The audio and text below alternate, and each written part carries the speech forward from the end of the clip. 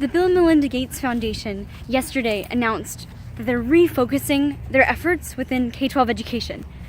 And I couldn't be more excited for this new direction. In a speech in Cleveland, Bill Gates announced a $1.72 billion new investment over the next 5 years in K-12 education to fund these new initiatives that the foundation's refocusing to. The piece of this that I'm most excited about is 60% of this new funding, the majority, is now being focused into creating and furthering networks of innovative schools. Bill Gates talks about in his speech how we no longer need to be focused on what makes a good teacher. We've already kind of figured out what methods work. So really it's a question of the top 20% of teachers. How do we make that quality and that effectiveness more widespread? How do we get more students to have access to that kind of experience? And the thought now is, and I'm really excited that they're coming to this conclusion around the same time as I am, the future is in these collaborative networks of schools, shifting specifically toward strengthening the existing networks and making them even better. So of course,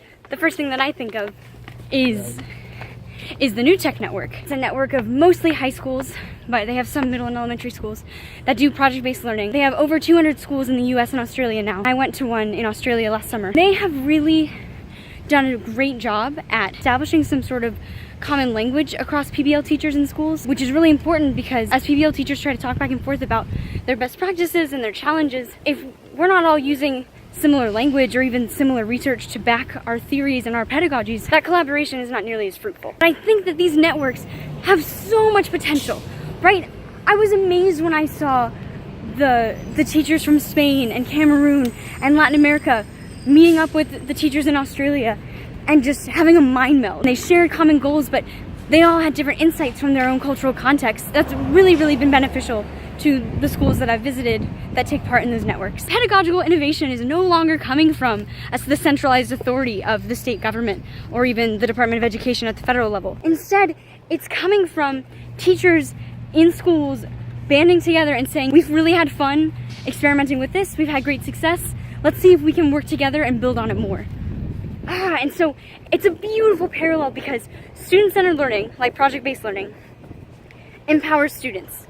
It gives students the voice to say, this is how we want to do it, this is what we're interested in, and I'm going to drive my own learning. But now we're seeing, and I firmly believe that these two things have to come in tandem, that student empowerment is only possible when you empower the teachers as well. And by removing or at least weakening this top-down leadership approach to educational reform and innovation, and instead saying, okay, let's work together to come up with ways to try out initiatives that you want to see in your own community, and then let's see how we can build on those. That's beautiful. I really think that's the future.